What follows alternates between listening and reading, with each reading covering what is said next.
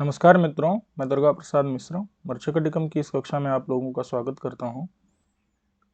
पिछले पाठ में हम लोगों ने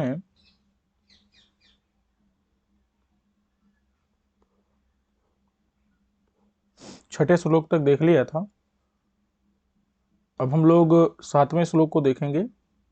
तयोरिदं सत्सुरतोत्सवाश्रयं नय प्रचारम व्यवहार दुष्टताम खलस्वभावं भवितव्यताम तथा चकार सर्वं किल शूद्र को नृपः। ठीक है, तो देखिए तयो का अर्थ क्या है। यहाँ पर सामान्य रूप से इस माने श्लोक में जो वर्णनीय विषय हैं उनको यहाँ पर बताया जा रहा है संक्षिप्त रूप से कि तयोः का अर्थ है चारुदत्त और वसंत सेनयोः। चारुदत्त और वसंत सेना का इदम इदम माने यह। ठीक है यह जो प्रकरण है, यह प्रकरण किसका वर्णन इसमें किया जाएगा, तो चारुदत्त और वसंत सेना का यहाँ पर वर्णन किया जाएगा। ठीक है, चलिए। सत यानी कि सुंदर, प्रशंसनीय जो उनका सूरत है, सूरत यानी सुंदर, रत यानी रमण क्रीड़ा है, कामलीला है, उसका वही क्या है, उत्सव है। वही क्या है, यहाँ पर उत्सव है। और वही उत्सव यानी जो त्योहार पर्व इत्यादि कहते हैं ना, एक आनंद देने वाला क्षण। तो सत यानी सुंदर, श्लाघनीय, प्रशंसनीय जो सूरत है, उनका सुंदर काम क्रीड़ा है, वही यहाँ पर उत्सव है। और उस उत्सव को वही है आश्रय यानी कि उद्देश्य इस ग्रंथ का। वही इस ग्रंथ का क्या है, यहाँ पर उद्देश्य है। ठीक है, सत माने सुंदर, प्रशंसनीय, सूरत यानी काम क्रीड़ा रूपी उत्सव ही, वह उत्सव यहाँ पर वही आश्रय यानी कि उद्देश्य है। ठीक है, तयोः माने किसका, चारुदत्त और वसंत सेना का, इदम माने यह, जो सत माने सुंदर, शोभनीय, प्रशंसनीय, जो सूरत माने काम लीला है दोनों की, दोनों का परस्पर प्रेम लीला है, प्रेम क्रीड़ा है, वही यहाँ पर उत्सव यानी आनंददायक क्षण है। और वही यहाँ पर आश्रित किया गया है, उसी का आश्रय लेकर के इस ग्रंथ को रचा गया है। और नय प्रचारम, नय यानी नीति का, यहाँ पर प्रचार आपको दिखाई देगा। नीति का यहाँ पर प्रचार आपको दिखाई देगा। किस प्रकार से, न्याय के साथ। नय यानी न्याय, न्याय के साथ चारुदत्त और वसंत सेना जीना चाहते हैं, लेकिन उसमें सकार इत्यादि धूर्त ये सब दुष्टता पहुंचाते हैं, तो सकार इसका खलनायक बन जाता है। तो नय यानी नीति का प्रचार दिखाई देगा। तो नीति के प्रचार, नीति का जो प्रचार है, न्याय का, चारुदत्त इत्यादि को दिखला करके किस प्रकार से न्याय का प्रचार वो दिखाया गया है। यहाँ पर न्याय के साथ उन लोगों का जीवन यापन दिखाया गया है। और व्यवहार, व्यवहार का मतलब है मुकदमा। व्यवहार मतलब क्या होता है, मुकदमा। तो मुकदमे में दुष्टता, दुष्टता माने दोष दिखाया गया है। मुकदमे में दोष, क्या दोष है, तो वहां पर साक्ष्य, विपरीत साक्ष्य, साक्ष्यों की सही से जांच नहीं होती है, और इसीलिए अधिकरणिक चारुदत्त को सजा सुनाने के लिए मजबूर हो जाता है। तो यहाँ पर मुकदमा यानी व्यवहार माने मुकदमे की दुष्टता, दोषों को यहाँ दिखाया गया है। ठीक है चलिए, वास्तव में चारुदत्त ने बसंत सेना की हत्या नहीं की, फिर भी इस प्रकार के साक्ष्य उसके विपरीत होते चले जाते हैं और साक्ष्यों की सही से जांच पड़ताल नहीं की जाती है। तो इसलिए मुकदमे का जो निर्णय है वो दूषित हो जाता है। और खल यानी कि धूर्तों के, दुष्टों के स्वभाव को, आचरण को यहाँ पर दिखाया गया है। खल, दुष्ट कौन है, सकार इत्यादि पात्र दुष्ट पात्र हैं, और जो राजा पालक है वो भी क्या है, यहाँ पर दुष्ट पात्र के रूप में चित्रित किया गया है। तो इसलिए उनके स्वभाव को यहाँ पर माने दुष्टों के स्वभाव को यहाँ पर दिखाया गया है। भवितव्यता को, भवितव्यता को भी शूद्रक ने किया है। यहाँ भवितव्यता क्या है, भवितव्यता मतलब होता है भाग्य। भाग्य के आधार पर कई घटनाएं दिखाई जा रही हैं। जैसे चारुदत्त निर्धन है और बसंत सेना इतनी धन वाली है, रूप वाली है, लेकिन उसको प्रेम करने लगती। ये भाग्य से, ये भाग्य नहीं है तो क्या है, ये जो है भाग्य तो है। इसके बाद अंतिम में आप देखिए तो चारुदत्त जहां मरने जा रहा होता है, तो तुरंत बस फांसी पर चढ़ाया जाने वाला होता है, तुरंत बसंत सेना आ जाती है, उसको बचा लेती है। ये क्या है, ये भाग्य की बात नहीं है तो क्या है। बात समझ में है कि नहीं। प्रवहन विपर्य हो जाता है, गाड़ी बदल जाती है, गाड़ी बदल जाती है, बसंत सेना मारी जाती है, मैंने उसकी हत्या का प्रयास किया जाता है। वो तो मर ही गई होती। तो ये क्या है, ये भाग्य की ही बात है कि अचानक से गाड़ी बदल गई। मतलब बहुत सी घटनाएं यहाँ पर भाग्य पर आधारित हैं। जितनी भी घटनाएं हैं वो अचानक से हो जाती हैं, और उनके लिए कोई अगर हम कारण खोजें तो उसमें किसी का कर्म प्रायः कारण नहीं लगता, उसमें जो है भाग्य ही कारण लगता है। ठीक है। तो बहुत सी यहाँ पर भवितव्यता को, भाग्य को चित्रित किया गया है। ठीक है। तथा माने इस प्रकार से, चकार माने किया गया है, चकार किया गया है कि कौन कर किया है, तो कहते हैं शूद्रक नाम का जो नृप है, राजा है। शूद्रक नाम का जो नृप माने राजा है, वह उसने सर्वम माने सब कुछ, किल माने निश्चित रूप से, किल का मतलब होता है निश्चित रूप से, सर्वम माने सब कुछ, यह सब कुछ, चकार माने किया है, किया मतलब प्रतिपादित किया है, चित्रित किया है। तथा माने इस प्रकार से, नृपा मतलब राजा, कौन, शूद्रक। ठीक है। तो शूद्रक राजा ने सर्वम किल चकार, सब कुछ प्रतिपादित किया है। ठीक है। वो बसंत सेना और चारुदत्त के सुंदर सूरत काम क्रीड़ा रूपी उत्सव यानी आनंद को आश्रय करके, और नीति के प्रचार का, व्यवहार माने मुकदमे के दुष्टता दोष का, धूर्तों के खलों के, सकार आदि दुष्टों के स्वभाव का, और भवितव्यता माने भाग्य का यहाँ पर चकार यानी किया गया है, क्या प्रतिपादन किया गया है। कौन किया है, तो किल माने निश्चित रूप से, शूद्र को नृपः, शूद्रक नृप ने किया है, शूद्रक नाम के राजा ने, कवि ने किया है। स्पष्ट हो गया कि नहीं। चलिए अब यहां पर अगर हम छंद की बात करें तो यहां पर वंशस्थ छंद है। कौन सा छंद है, वंशस्थ छंद है। वंशस्थ का लक्षण है वदंती, वंशस्थ, विलम, जतऊ जरऊ। ठीक है। तो यहां पर जतऊ जरऊ स्पष्ट है कि नहीं। जगण तगण जगण रगण ये रहता है। जगण मतलब क्या होता है, जभान, फिर तगण यानी ताराज, फिर जगण जभान, फिर तगण ताराज। यानी कि जभान यानी कि पहले ह्रस्व रहेगा, फिर माने लघु रहेगा, गुरु रहेगा, फिर लघु, यहां पर पहले गुरु गुरु और फिर लघु, लघु गुरु लघु, गुरु गुरु लघु। स्पष्ट हो गया कि नहीं। माने एक मिनट, ये रॉ है, रगण है, इसमें थोड़ा सा गलती हो गया, इसको सही कर देते हैं। रगण यानी कि राजभा रहेगा, राजभा।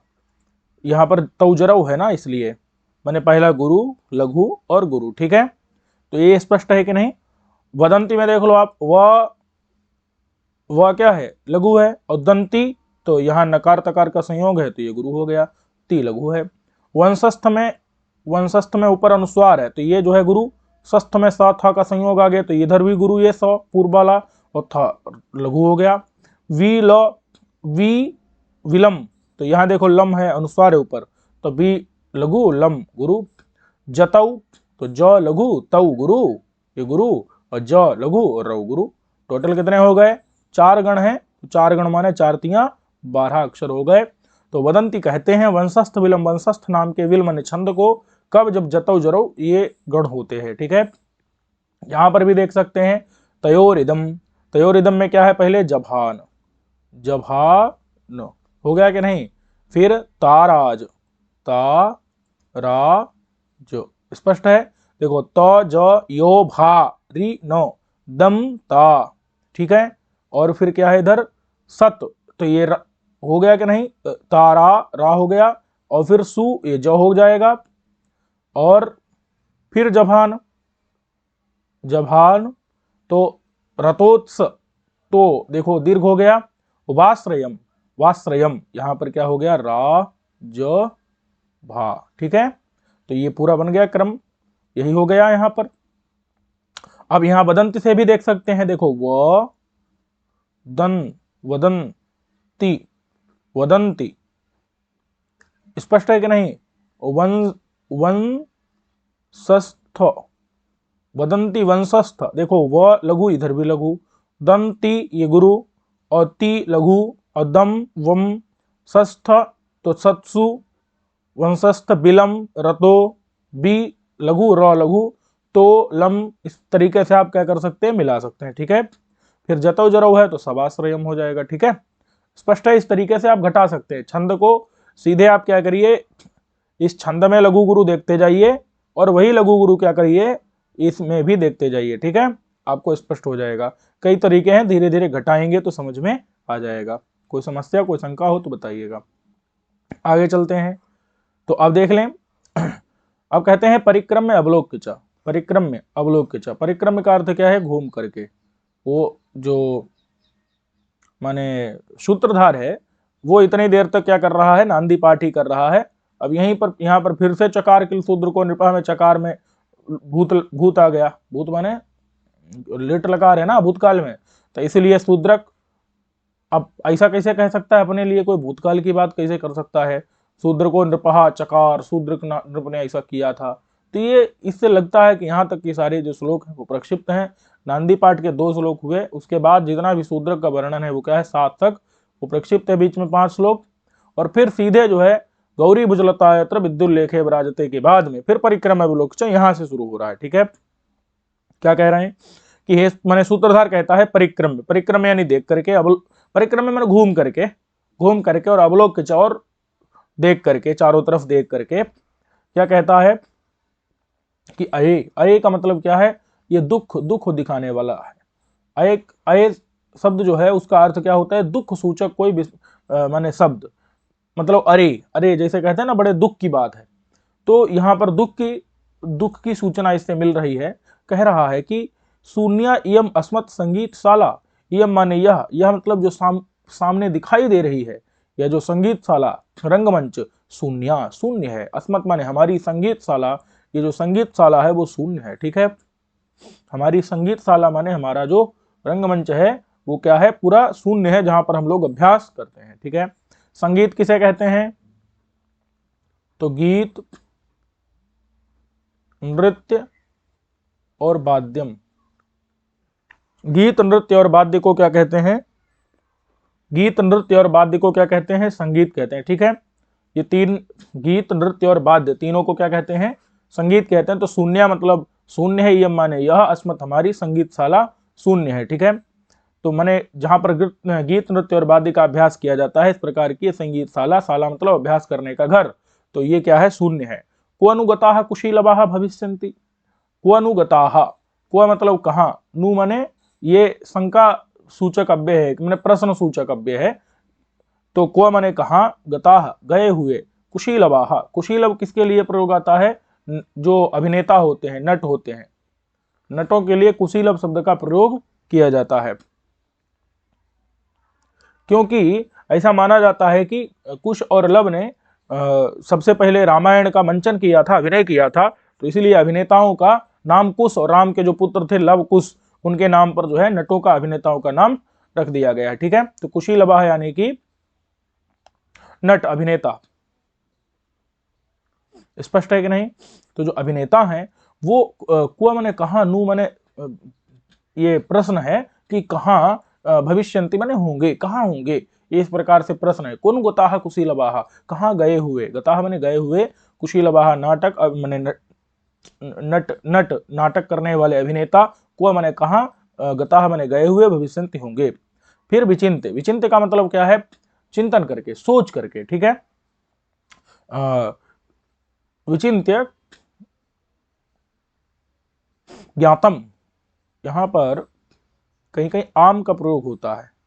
आम का मतलब होता है स्मरण, आम ज्ञातम मतलब कि हाँ मैंने जान लिया, ज्ञातम मैंने जान लिया, मुझे पता चल गया। क्या,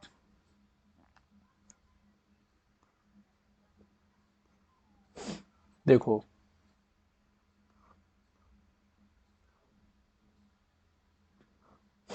अब यहां पर जो है चिंतन कर रहा है कि शून्यम अपुत्रस्य गृहं चिरशून्यम नास्ति यस्य सन्मित्रम मूर्खस्य दिशः शून्याः सर्वं शून्यम दरिद्रस्य। शून्यम अपुत्रस्य गृहं चिरशून्यम नास्ति यस्य सन्मित्रम मूर्खस्य दिशः शून्याः सर्वं शून्यम दरिद्रस्य।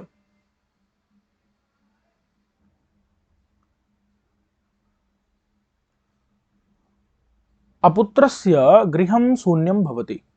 देखिए, किसी के पास मैंने सारा वैभव ऐश्वर्य है, फिर भी अगर उसके घर में पुत्र नहीं है, तो फिर यहाँ पुत्र से पुत्र पुत्री दोनों ले लेते हैं, ठीक है।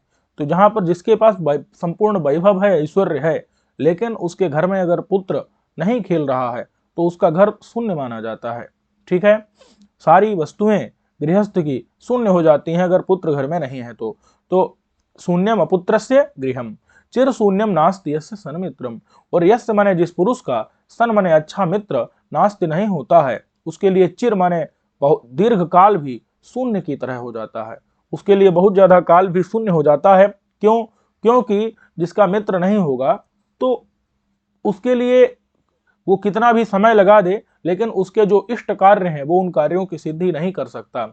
जिसके मित्र माने सहायक होते हैं, मित्र का मतलब क्या है, सहायक होते हैं, वो उसके कार्य को जल्दी से शीघ्र ही सिद्ध करवा देते हैं। लेकिन जिसका सन्मित्र, अच्छा मित्र नहीं होता, उसके लिए किसी भी कार्य को करने में बहुत ज्यादा काल उसका नष्ट हो जाता है। तो चिर माने चिरकाल, उसका बहुत सारा काल शून्य यानी कि नष्ट हो जाता है।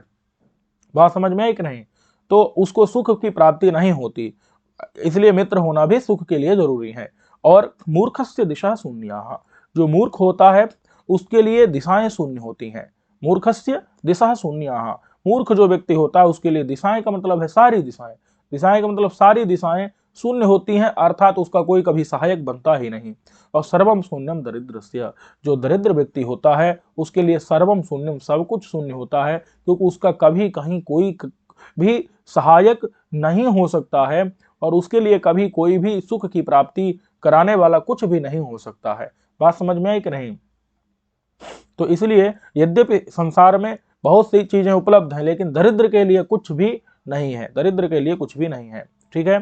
तो इस प्रकार से यहाँ पर दरिद्र की निंदा कर रहा है, निर्धन की निंदा कर रहा है। क्यों कर रहा है? क्योंकि आगे चारुदत्त की निर्धनता की बात होने वाली है, और चारुदत्त की निर्धनता के कारण उसके विदूषक उससे मुख मोड़ने लगता है। माने एक ऐसी स्थिति आ जाती है, मना कर देता है। अभी आप पहले अंक में ही पढ़ेंगे, वो माताओं माने मातृभ्यो बलिम उपहार कहता है ना, तो ले नहीं जाता। तो इस प्रकार से, और आगे जाकर के जो है सकार उसको पीड़ा पहुंचाता है, क्योंकि ये दरिद्रता का ही के कारण ही, अगर उसके पास भी बहुत सबसे ज्यादा धनवान होता तो उसको कोई समस्या न होती, सकार उसको कुछ ना बोल पाता, ठीक है। तो इसलिए यहाँ पर, और मूर्ख से दिशा शून्य, मूर्ख के लिए सारी दिशाएं सहायक रहित हो जाती हैं, ये भी जो है आगे सिद्ध होने वाला है। मूर्ख है सकार, अंतिम में बेमौत मारा जाने वाला होता है, वो तो बच जाता है चारुदत्त की कृपा से, ठीक है। तो इस प्रकार से यहाँ पर आगे चल करके दरिद्रता की बात क्यों की? क्योंकि आगे चल करके उसकी निर्धनता की बात करनी है, माने चारुदत्त की निर्धनता की बात करनी है, तो उसी चीज को प्रारंभ से भूमिका बना दे रहे हैं, ठीक है। चलो, अब इसमें जो है छंद क्या है, तो इसमें आर्या छंद है।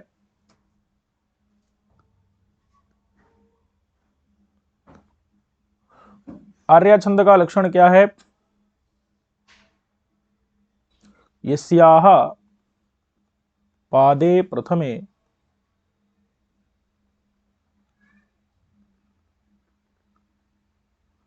द्वादश मात्राः तथा तृतीयेपि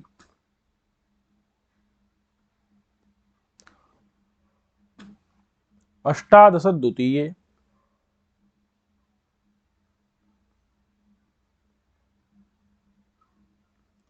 चतुर्थ के पंचदश,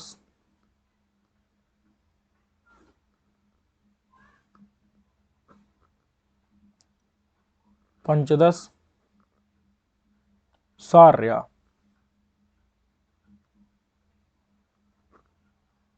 ठीक है। तो एक बार इसी में गिन लेते हैं पहले।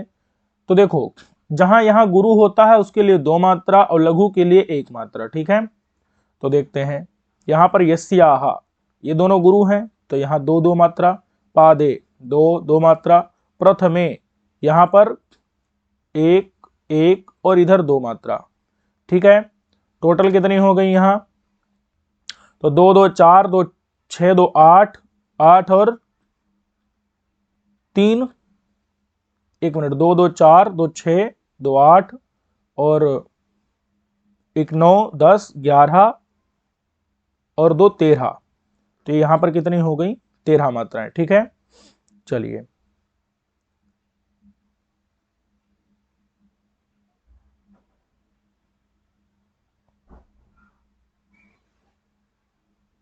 एक मिनट, यहां पर यस्याह पादे प्रथमे द्वादश होनी चाहिए।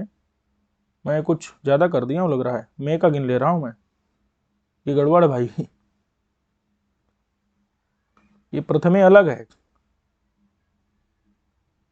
वही तो 13 कैसे हो सकती हैं? लक्षण 12 को कह रहा है, समझ गए ना आप? 2 2 4 2 6 2 8 2 10 2 12 हो गई कि नहीं? चलो, द्वादश मात्रा तथा तृतीय भी ऐसे ही।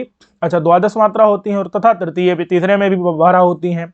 तो देख लो, अष्टादश द्वितीय, यहाँ पर अष्टा में दोनों गुरु गुरु हैं तो 2, 10 में ये लघु है तो 1, और शत द्वितीय में आगे दावा का संयोग है तो शक 2 हो जाएगा। द्वितीय में 1 और ती में 2 और ये में 2।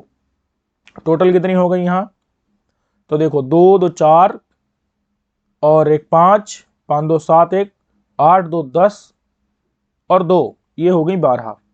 ठीक है, ये है, इसमें 2 हो गए तो ये 12 हो गए टोटल। ठीक है, तो वही यस्याह पादे प्रथमे, जिसके पहले पाद में 12 मात्राएं होती हैं, माने 12 मात्राएं पहले पाद में होती हैं, फिर वहां रुक जाना होता है, तो यहाँ 12 पर यति हो गई। और फिर द्वादश मात्रा तथा तृतीय तीसरे में भी कितनी होती हैं? 12 होती हैं, तो इधर भी आपको रुकना है। ठीक है, क्योंकि पाद ही खत्म हो जा रहा है।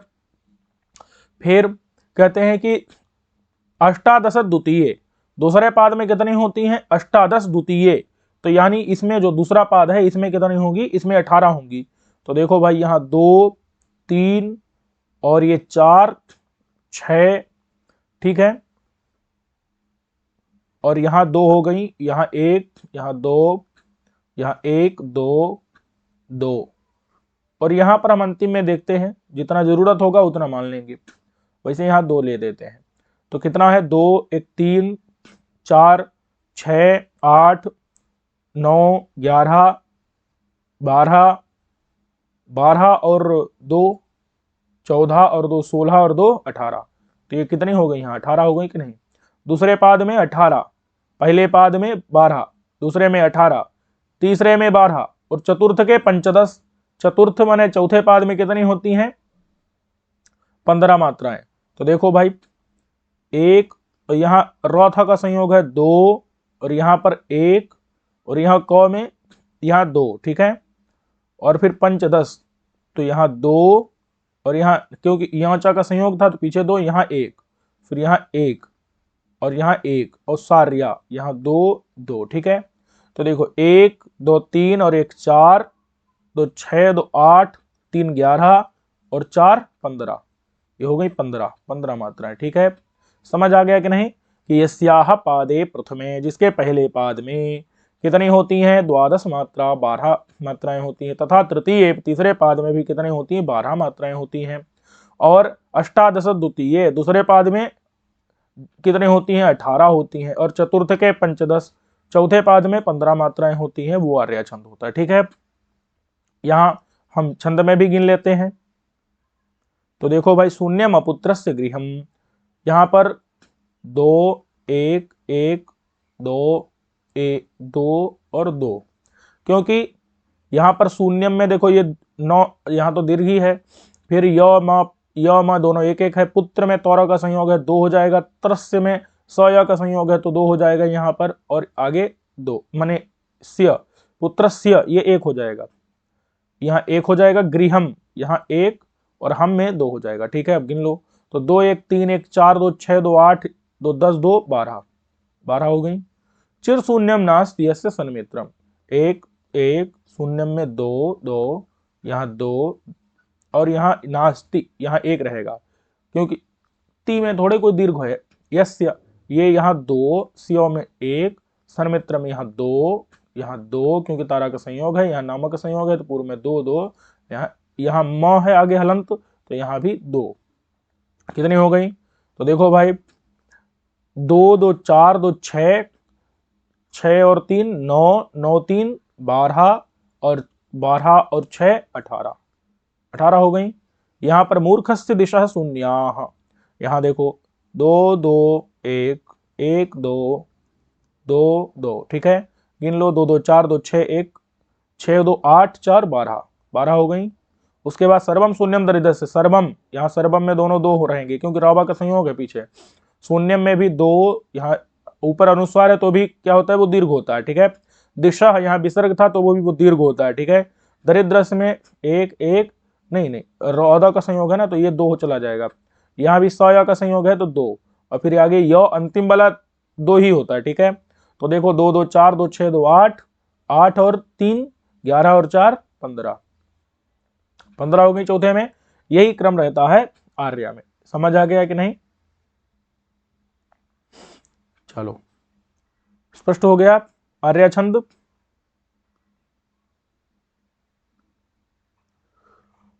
अब बता रहे हैं कि कृतम च संगीतकम मया, मया मतलब मेरे द्वारा, संगीतकम कृतम संगीत का अभ्यास कर लिया गया है। कृतम च संगीतकम मया, मेरे द्वारा संगीत का अभ्यास कर लिया गया है, ठीक है।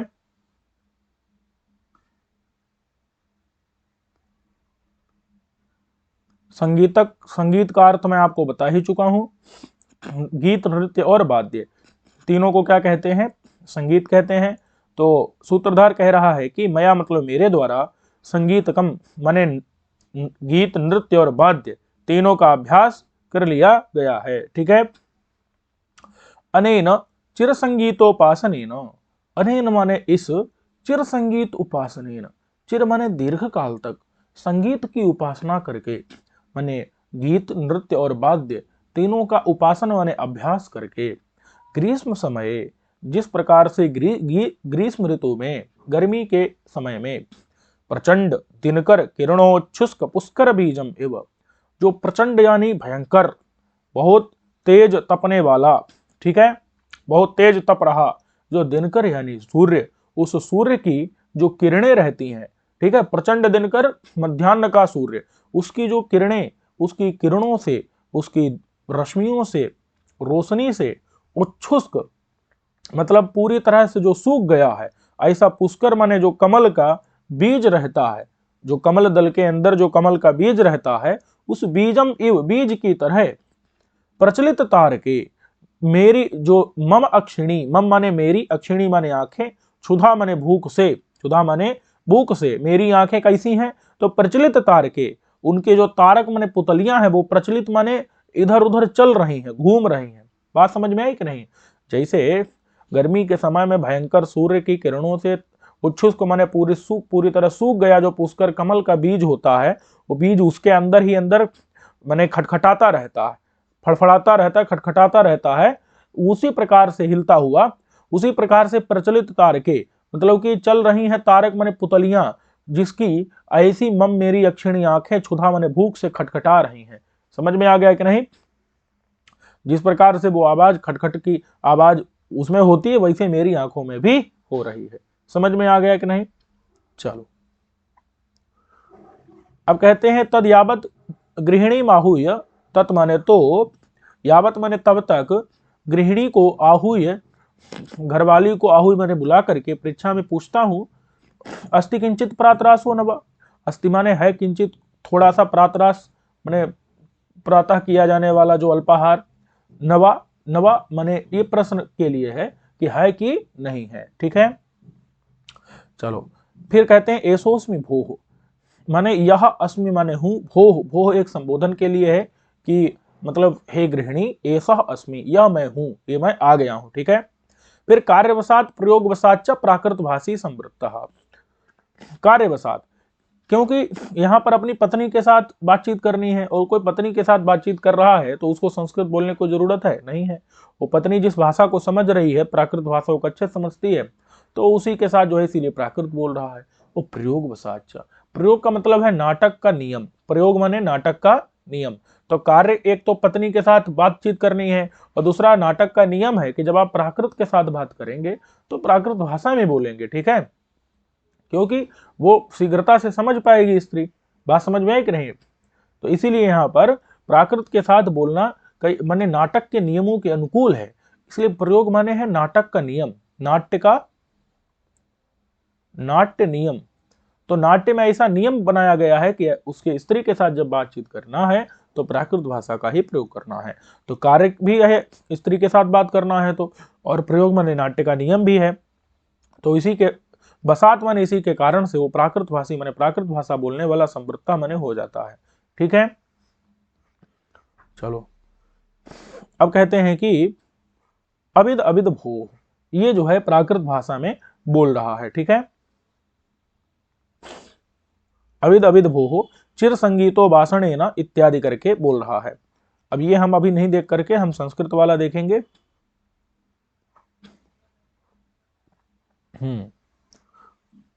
अविद अविद भूः,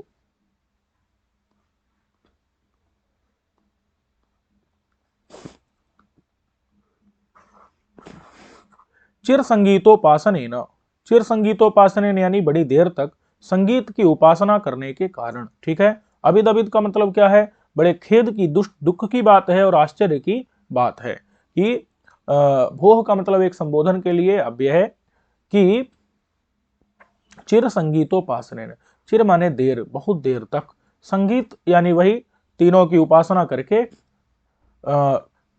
उपासना माने अभ्यास करके, शुष्क, शुष्क माने सूखे हुए, पुष्कर नाल की तरह, जैसे पुष्कर माने कमल की नाल होती है, माने कमल का दंड होता है, वो उस इव माने उसकी तरह, मैं मतलब मेरी, बुभुक्षया माने भूख से, म्लाना माने सूख गए हैं, अंगानि अंग। समझ आया कि नहीं? चिर माने देर काल तक, देर तक संगीत की उपासना करके, नृत्य गीत और वाद्य तीनों का अभ्यास करके, शुष्क माने सूखे हुए, पुष्कर नाल की तरह, पुष्कर नाल माने कमल नाल की तरह, जैसे कमल नाल सूख जाती है, मुरझा जाती है, उसी इव माने उसी की तरह, मैं मेरे बुभुक्षा भूख से, म्लानानि अंगानि, हमारे अंग जो है म्लान हो गए हैं, सूख गए हैं एकदम। ठीक है, शिथिल हो गए, ढीले पड़ गए हैं। तत् माने तो यावत, तब तक, गृहम गत्वा, घर जाकर के, जानामि यानी कि पता करता हूं, जानता हूं, अस्ति किमपि कुटुंबिन्या उपपादितम नवा, अस्ति माने है, किमपि माने कुछ, कुटुंबिन्या यानी पत्नी के द्वारा, उपपादितम माने बनाया गया, नवा अथवा नहीं है, नो वा मतलब अथवा, नो माने नहीं है। ठीक है, अस्ति माने है किमपि कुछ, कुटुंबिनी गृहिणी के द्वारा, पत्नी के द्वारा उपपादितम बनाया गया अथवा नहीं है। परिक्रम में अवलोक के चा, परिक्रम में यानी वही रंगमंच पर घूम करके, और अवलोक के माने देख करके। इदम तावत अस्माकम, इदम तद अस्माकम गृहम, इदम माने यह, तत् माने तो, अस्माकम माने हमारा घर है, तत् माने तो, प्रविशम माने प्रवेश करता हूं, प्रविश्य माने प्रवेश करके, अवलोक के और देख करके, आश्चर्यम, अरे बड़े आश्चर्य की बात है, बड़े ही आश्चर्य की बात है। क्या बात है भैया? तो कह रहे हैं किन्नु खलु अस्माकम गृहे अपरम संविधानकम वर्तते, किम माने क्यों, नु माने ये जो है शंका कर रहा है कि क्या मामला है, क्यों ऐसा हो रहा है। खलु माने निश्चित रूप से, अस्माकम माने मेरे, गृह माने घर में, अपरम इव संविधानकम वर्तते, एक अपर ही, एक अपर माने एक नया ही, नया ही कोई, इव माने मानो, मानो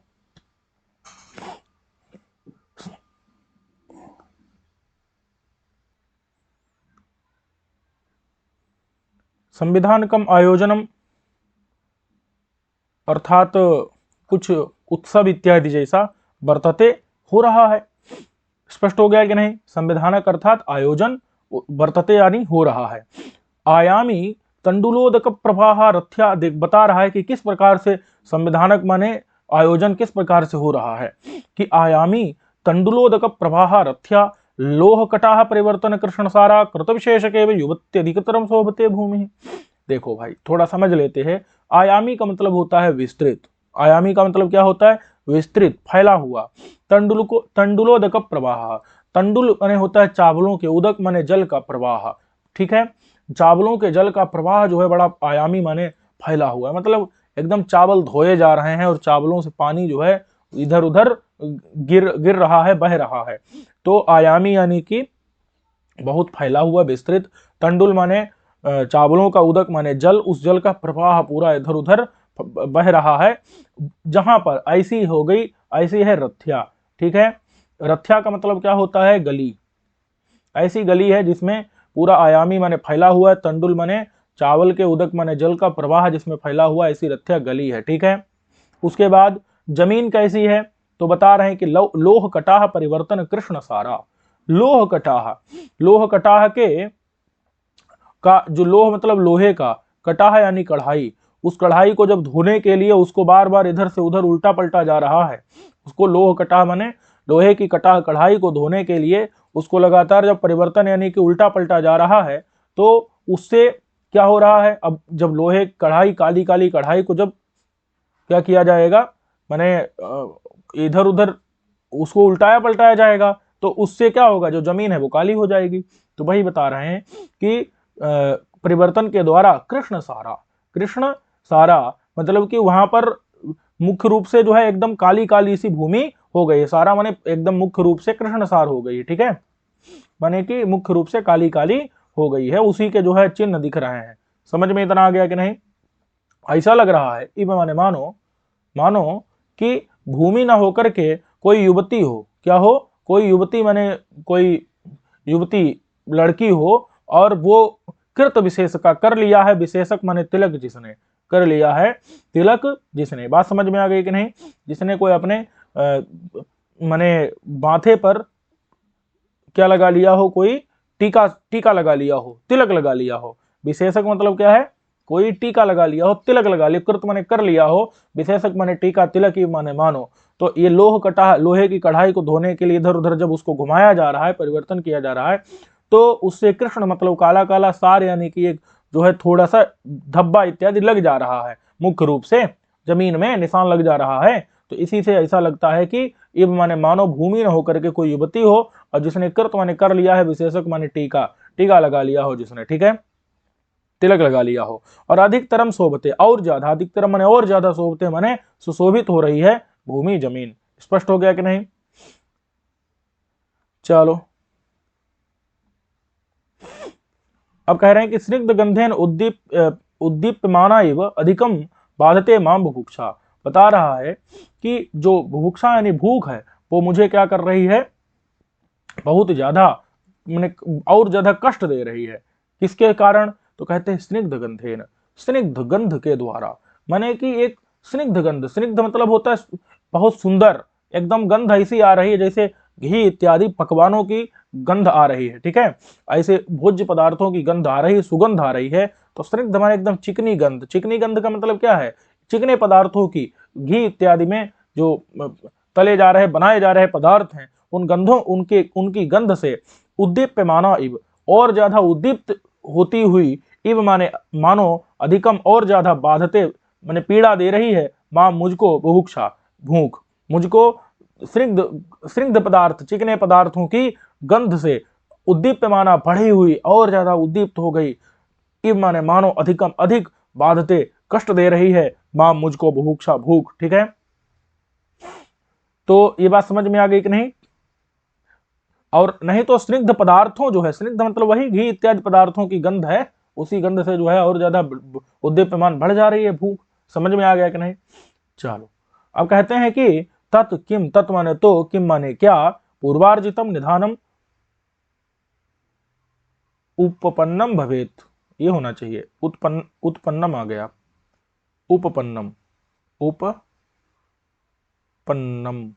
ठीक है, उपपन्नम ये होना चाहिए, कोई नहीं, समझ आ गया। तत् माने तो, कि माने क्या, पूर्वार्जितम निधानम, जो पूर्वार्जित यानी कि पहले, पूर्वार्जित माने जो पहले अर्जित किया गया है, पहले अर्जित किया गया है, वो पहले मतलब जो पहले लोग हुए हैं, पहले मतलब हमारे खानदान में जो पहले कोई पूर्वज लोग रहे होंगे, उनके द्वारा अर्जित माने कमाया गया,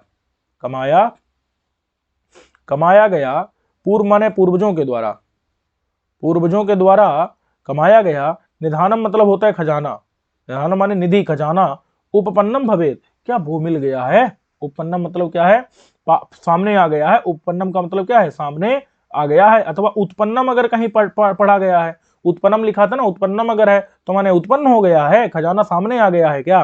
तत् माने तो, किम माने क्या, पूर्वार्जितम माने पूर्वजों के द्वारा, अर्जित माने कमाया गया, निधानम माने निधि खजाना, उत्पन्नम भवेत अथवा उपपन्नम भवेत का मतलब वही सामने आ गया है, उपलब्ध हो गया है क्या, भवेत माने ऐसा हो गया है क्या, ये प्रश्न है, ठीक है, उपपन्न हो गया है क्या, ये तात्पर्य संभावना में है यहाँ पर, क्या ऐसा है, अथवा अथवा अहमेव, अथवा माने विकल्प दे रहा है कि अहम एव, मैं ही पगलाया हुआ हूं, तो अहम माने मैं, एव माने ही, बुभुक्षातः भूख के कारण, ओदनमयम जीवलोकम पश्यामि, ओदनमय, ओदनमय मतलब क्या है, ओदन युक्त, चारों तरफ चावल ही चावल मुझे ही दिख रहे हैं क्या, या वास्तव में भी ऐसा हो रहा है। ओदनमयम, ओदन युक्तम, जीवलोकम माने जीवलोक को, ये पूरे संसार को, जीवलोक माने पूरे संसार को, पश्यामि माने देख रहा हूँ, क्या मैं ही जो है ओदनमय जीवलोक को देख रहा हूँ, मैंने पूरे जीवलोक संसार को मैं ही ओदनमय देख रहा हूँ। नास्ति किल प्रातरासो अस्माकम गृहे, नास्ति माने नहीं, है किल माने निश्चित रूप से है नहीं, मैं ही केवल जो है अपनी कल्पनाओं में देख रहा हूँ चारों तरफ इन ओदन को। नास्ति नहीं है, किल माने निश्चित रूप से, प्रातरास माने प्रातः का आहार, अल्पाहार, अस्माकम हमारे गृहे, हमारे घर में नहीं है। ठीक है, प्राणाधिकम बाधते माम बुभुक्षा, मुझे जो बुभुक्षा है वो प्राणाधिकम, प्राणों में बहुत अधिक माने बाध रहे, अधिकम माने बहुत ज्यादा, बाधते माने कष्ट दे रही है, क्या हमारे प्राणों को अधिक माने बहुत बहुत ज्यादा बाधते माने कष्ट दे रही है, माम मतलब मुझको, बुभुक्षा माने भूख। ठीक है, यह माने यहाँ, सर्वम सब कुछ, यहाँ सब कुछ, नवम इव संविधानकम वर्तते, इव माने मानो, नवम माने नया ही, संविधानकम माने आयोजन, वर्तते मतलब हो रहा है। बात समझ में है कि नहीं। ये माने यहाँ, सर्वम माने सब कुछ, नवम इव माने मानो, नवम माने नया ही, संविधानकम मतलब आयोजन, वर्तते माने हो रहा है, यहाँ सब नया ही आयोजन चल रहा है। बात समझ में आ गई कि नहीं। एका वर्णकम पिनष्टि, एका माने एक, एक स्त्री कोई वर्णक को पीस रही है, वर्णक यानी कस्तूरी इत्यादि को जो है पीस रही है, चूर्ण बना रही है, पीस रही है। अपरा माने दूसरी, सुमनसो ग्रथनाति, सुमनसा माने फूलों को, सुमनसा माने फूलों को, ग्रथना माने गूंथ रही है। बात समझ में है कि नहीं, फूलों को गूंथ रही है, माला इत्यादि बना रही है, विचिंतित चिंतन करके। समझ आ गया कि नहीं ये। चलो, तो कह रहे हैं विचिंत माने चिंतन करके, किन्नु इदम, क्या है यह, किन्नु इदम प्रश्न है, किम नु, नु माने प्रश्न, किम माने क्या, इदम माने यह, भवतु, अच्छा चलो ठीक है, भवतु का अर्थ क्या है, ठीक है, भवतु का अर्थ क्या है, ठीक है, कि कुटुंबिनी माने पत्नी को शब्दा पे माने बुला करके, परमार्थम, परमार्थ मतलब होता है असली अर्थ, परम अर्थ किसे कहते हैं, सत्य अर्थ को, सत्य बात को, भूत अर्थ को, यथार्थ को, ज्ञान मैंने जानूंगा, चलो सही सही बात को मैं जानूंगा, नेपथ्याभिमुखम अवलोक के, नेपथ्य के अभिमुख होकर के, देख करके, मैंने नेपथ्य का मतलब वही है, यहाँ वैसे तो नेपथ्य आपको पता है क्या होता है, जहां पर कपड़े इत्यादि, जहां पर वेश परिवर्तन, वेशभूषा परिवर्तन करते हैं, लेकिन यहाँ नेपथ्य का अर्थ क्या लेना है, पत्नी। ठीक है, तो पत्नी और पत्नी का घर, तो जो पत्नी का घर है उसके अभिमुख माने सामने, अवलोक माने देख करके। समझ आया कि नहीं। जहां पर जो गृहिणी है, कुटुंबिनी है, जो घर की माने जो भी कर्ता धर्ता मालिक है उसकी तरफ देख करके। समझ में आ गया कि नहीं। तो अवलोक माने देख करके। आर्य, आर्य ये देखो एक नियम है, क्या है कि जो पुरुष पात्र है उसको क्या कहा जाएगा, आर्य कहा जाएगा पत्नी के द्वारा, और पति के द्वारा अपनी पत्नी के लिए क्या कहा जाएगा, आर्य, ऐसा संबोधन किया जाएगा। ठीक है, ऐसा एक नियम किया गया है। बात समझ में आ गई कि नहीं। चलो, तो आर्य इतस्तावत, तावत माने तो, इतः माने इधर देखो, आर्य इतः माने इधर, तावत माने तो, माने इधर तो जरा देखो, मैं कुछ पूछ रहा हूं। समझ में आ गया कि नहीं। हे पत्नी जी इधर देखिए जरा, मैं कुछ पूछ रहा हूं। अब नटी जो है प्रवेश करके कहती है, तो इसको कुछ यहीं तक रहने देते हैं। नटी जो कुछ कहती है तो उसको हम लोग अगले पाठ में देख लेंगे। इस पाठ को यहीं तक रहने देते हैं। सर्वेभ्यो नमो नमः।